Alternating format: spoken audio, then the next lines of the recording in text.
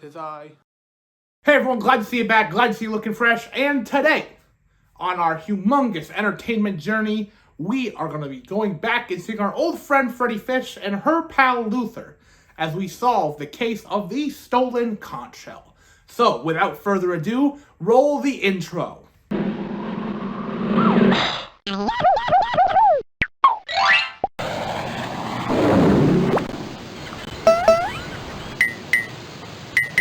How are you enjoying the flight on Pelican Fam Airlines, Freddi? A lot, Sam.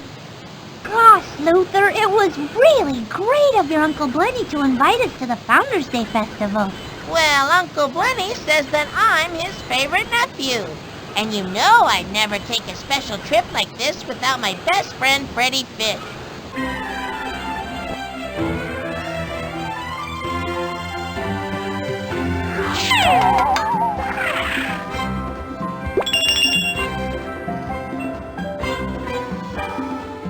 Let me just start off by saying, I adore the art style of these games.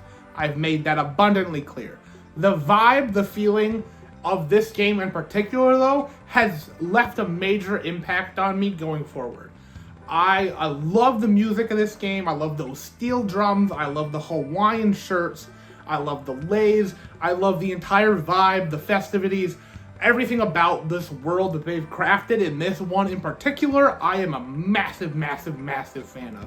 It is right up my alley. This game, going into it, when I wrote this entire journey out, I remember this run of games here and thinking, oh, Freddi Fish 3 is up next. That's the big one. That's the great one. And it is. Freddi Fish 3, The Case of the Stolen Conch Shell, is one of the best so far of the Freddi Fish franchise. Absolutely. And we're just getting started. Okay, so the story of this one in particular is Luthor's Uncle Blenny. Uncle Blenny, what are you doing in jail? I've always thought they were saying Benny funny, but I'm pretty sure it's like Blenny with an L. I don't know.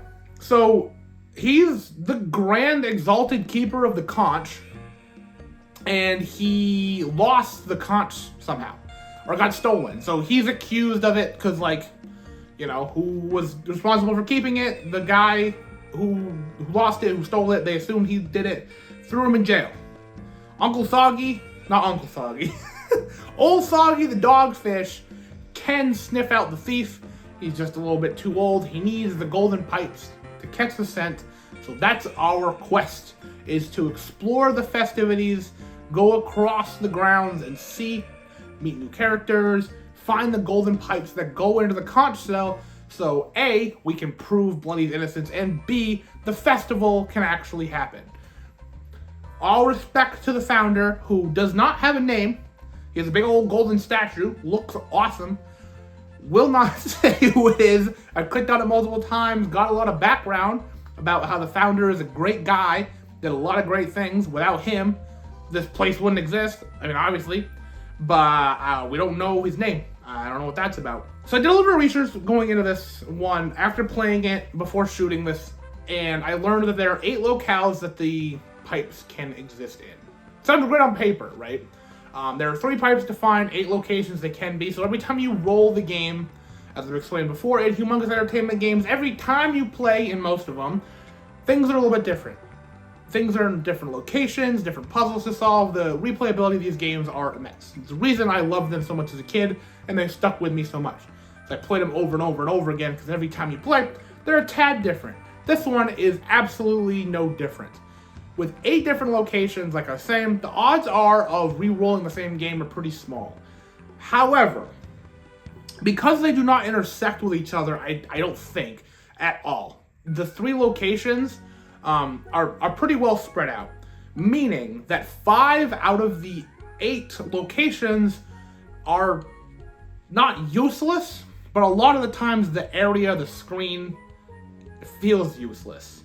For instance, there's this area with these pipes, which sometimes there's a golden pipe in there, but in our playthrough, it is useless. This entire stretch of runway is next to useless unless you want to, talk to the narwhal or hear some songs from a from, I don't know, an Elvis impersonator and a weird creepy baby, then this stretch is basically useless. I am a big fan of this clam though. Big fan of the chomping clam that just kind of sits there and stares directly at you. Big fan of him. Can't pass up him. I feel like there's always one in this pipe. The pipe organ, which has a grandma grouper telling machine in front of it, which doesn't do anything. It's this big, imposing sounds negative. It's a little scary, I guess. Grandma grouper shouldn't be scary. This thing's a little scary. It gives you a little fortune, doesn't do anything. The pipe, though, plays like a piano would. Like, you can play it. I'm not great at piano, and especially on this, where there's a weird number of keys on it. It plays the scale correctly, but then there's like a little bit extra on top of it, so I don't know. It's not for me to master the pipe organ in Freddi Fish 3. If you want to, be my guest, because you can play anything you can figure out how to play on it, because it does work. So we have one there. We have one in another clam. Less respect to this one. It's like way at the beginning of the game. And this one's a little bit of like a longer puzzle, because the first one with the organ, we found it immediately. This one, it's like in a clam, so how do we get the clam to not snap shut? We need a device. And if you've seen my other two Freddi Fish games, you know where this is going. This time, we need the Shim Sham Jibbity Jam Flapper Japper, which is held by the tourist. He's a seahorse. Yeah, it's funny. And we need a translation book because he can't speak the same language. And how do we get the translation book? We need an orange sea urchin, not just a purple one. We need an orange sea urchin. Where do we get the orange sea urchin? We find a wallet. And so we bring the wallet to the tailor, and he is so grateful he gives us an orange sea urchin for our trouble. And it's all wrapped up nicely. It's a nice little string of puzzles. That's my favorite type of puzzle in the Humongous games, where now, because I played these so much, I see it, and my train of memories just immediately is like, okay, so this, and this, and that's how we solve it, right? But, I mean, if I had never played this before, it would be a fun little, like, okay, so I see our end goal. How do we get there? And then I learned about the Shim Sham Jibbity Jam Flapper Japper, and I'm like, okay, how do we get that? We had talked, and we just kind of backtrack your way. There's another smaller one than that. In this place in particular, there's a bird hugging one of these pipes, and there's an egg on a hat, and it's pretty obvious we gotta get that egg to the bird. And it's a big circle, because we need a feather from the bird to put the bird feather on the hat to get the egg off the hat to give the egg to the bird to get the pipe. It's a big circle. So none of these puzzles are hard. As you can see, they're all completely separate from each other. Because they're so separated, and because the areas are so far apart, like there's this area with a monkey that in this playthrough is completely useless. There's this area that goes down, and I don't think this area ever actually has anything. It's just the movie theater equivalent of this game, where you can see different little jokes and skits and stuff. They're always cute, and you get to meet another one of the suspects, who there are a multitude of suspects in this game that could have stolen the conch shell. And you meet them, you interact with them, you learn about them, what they're about. You can talk to them as much as you want to. Obviously, there are limits to how much stuff they will say, but at the end of the game, towards the end of the game, you bring the pipes to Old Soggy. He leads you to what looks like an Incan temple. This out of nowhere vibe comes up, and you have to catch the thief. And it's this weird, I don't know, because you go in the temple, and then Luthor tries to steal a gem, and then he gets trapped because classic booby trap, and then the thief somehow gets out before, I don't know, it's silly.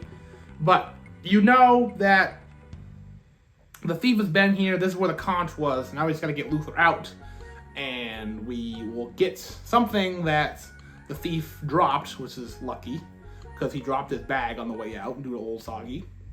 And yeah, so you get Luthor out, Another simple little extra puzzle, including some color matching. And then the cool thing happens where you actually get to solve the case. It gives you one final clue. And like again, if you are of my age, you see it and you immediately know who it is. It's very easy. It's very straightforward. And I guess not. There are some that, like, if you didn't talk to them, you'd be like, I don't know what this is about. But if you talk to all the suspects and you see the clue, it's kind of obvious. But as a kid, I will say I always voted for Nadine the Narwhal. Couldn't tell you why. She just had a suspicious look on her, and I wasn't trusting her. I always thought it was her.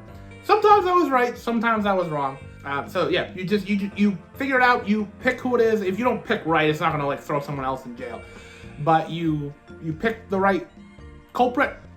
They admit their crimes, and then you get a cute little like ending, their punishment, and there are ones written for all of them, which is fun. Another reason to replay this one is to get all the endings. I mean, now you can just look it up, but back then when I was a kid, you couldn't just look it up. It's a fun little addition, and that's the game. Freddi Fish 3 probably will be my favorite Freddi Fish game. My complaints now, looking back on it, are more obvious, right, than I would have remembered. I've replayed this one a few number of times. I remember getting it on Black Friday, years before buying all of these on Steam because I wanted to relive my childhood. And this was the one I picked. Out of every Humongous Entertainment game, this was the one I chose. So I do have an immense soft spot for it, and I will always love it. I will always love the feeling it gives me and the world it creates. And, I mean, going forward, we do have 2 more Freddi Fish games to look at. Will it be the best when we're done this? Maybe. We'll see. As it stands, it is a monumental success, and bar my slight criticisms, is one of the best Humongous Entertainment games. And if you wish to, dive into the seas with Freddi Fish, this is an absolutely wonderful one to pick. Uncle Blenny, we're sorry we blamed you. That's okay. I'm still the grand exalted keeper of the conch, thanks to Freddi and Luthor. Oh, and old Froggy. Gosh, what can I ever do to thank you? Just do your duty, O grand exalted keeper of the conch.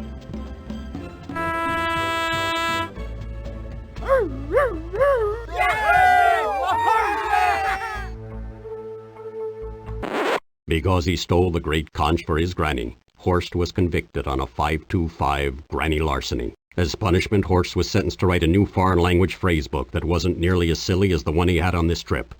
Case closed. So, have you played Freddi Fish 3, The Case of the Stolen Conch Shell? What do you think about it? Will you be playing it? What is your Freddi favorite fish game? I'll leave it like that. Thank you so very much for watching. As always, like this if you like this, subscribe if you haven't already, and I will see you at some point.